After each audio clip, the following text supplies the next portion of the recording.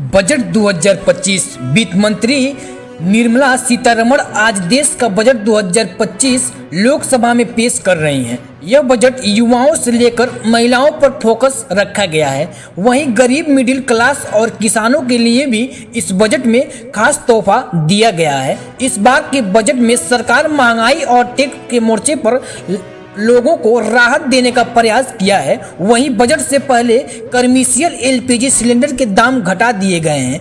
आइए जानते हैं बजट में क्या सस्ता और क्या महंगा हुआ है। ऐसे 10 बड़ी सरकार की खबरों के बारे में।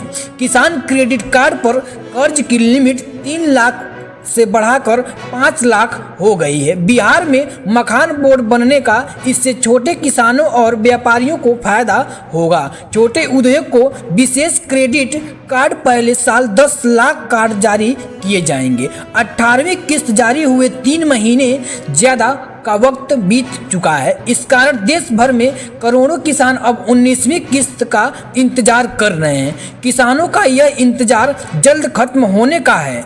इस कारण देश भर में करोड़ों किसान अब 19वीं किस्त का इंतजार कर रहे हैं। किसानों को यह इंतजार जल्द ही खत्म होने वाला है।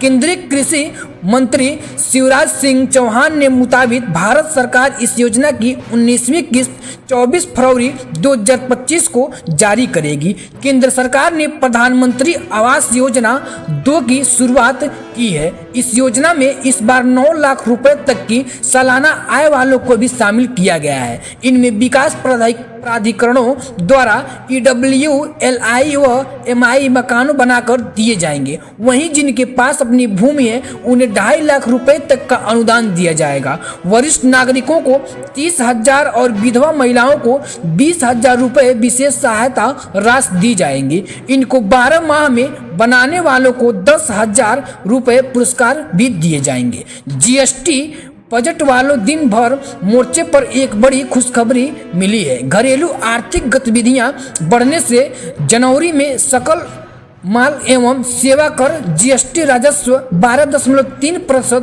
बढ़कर 1.96 लाख करोड़ रुपए हो गया है। शनिवार को जारी सरकारी आंकड़ों में जानकारी दी गई है।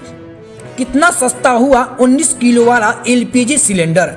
ऑयल इंडिया वेबसाइट के मुताबिक 1 फरवरी से 19 किलो वाले ग्राम कमर्शियल LPG गैस की कीमत राजधानी दिल्ली में 18 रुपये की जगह 1797 रुपये हो गई है। नई बजट से IPL में बिकने वालों क्रिकेटर को क्या होगा फायदा। जब भारत की केंद्रीय वित्त मंत्री निर्मला सीतारमण ने वित्तीय वर्ष 2025 और 26 के लिए बजट पेश किया, भारत के देश 2036 ओलंपिक्स की मेजबानी की ओर अग्रसित है। इसके बाद खेलो इंडिया स्कीम को 1000 करोड़ रुपए आवंटित किए हैं। यूपी के 10 लाख सरकारी कर्मचारियों व शिक्षकों के लिए खुशखबरी। केंद्रीय बजट से मिलेगा यह लाभ। केंद्रीय बजट 12 लाख रुपए तक की आय को आयकर में मुक्त कराने के लिए ऐलान से उत्तर प्रदेश के 10.50 लाख सरकारी कर्मचारियों और शिक्षकों को बड़ी खुशखबरी मिली है। इस फैसले से राज्य के 6 लाख कर्मचारियों और 4.50 लाख शिक्षक सीधे तौर पर लाभान्वित होंगे। साथ ही में 11 लाख पेंशनर्स और वरिष्ठ नागरिकों को भी टैक्स में छुटकारा का लाभ मिलेगा। कैंसर और गंभीर बीमारियों की दवा भी होगी सस्ती। सरकार ने 36 जीवन रक्षक दवाइयों को भी बेसिक कस्टम ड्यूटी से पूरी तरह से छूट देने का ऐलान किया है। इसका फायदा उन मरीजों को मिलेगा जो कैंसर और अन्य गंभीर बीमारियों की दवाइयां खरीदते हैं। गोल्ड और सिल्वर की कीमतों पर नहीं होगा असर। 2025 में बजट में सोना और चांदी कस्टम ड्यूटी को 6% तक घटाने का प्रस्ताव रखा गया है। हालांकि इस बजट में कोई बदलाव नहीं किया गया है। ऐसे में सोना और चांदी दाम में कोई बदलाव नहीं होगा। महाकुंभ के दौरान हुई भगदड़ में 30 लोगों की मौत हो गई। मुख्यमंत्री योगी आदित्य ने हादसे पर गहरा शोक व्यक्त किया है और घटना की जांच करने का आदेश दिया है। प्रत्येक पीड़ित परिवार को 25-25 लाख रुपए की अनुग्रह राशि देने की घोषणा की है। यूपी बिहार की बातें करें, यहाँ सुबह और शाम को ठंड बढ़ने के आसार हैं। घने कोहरे के कारण दृश्यता कम हो गई। कई जिलों में कोल्ड वेव असर।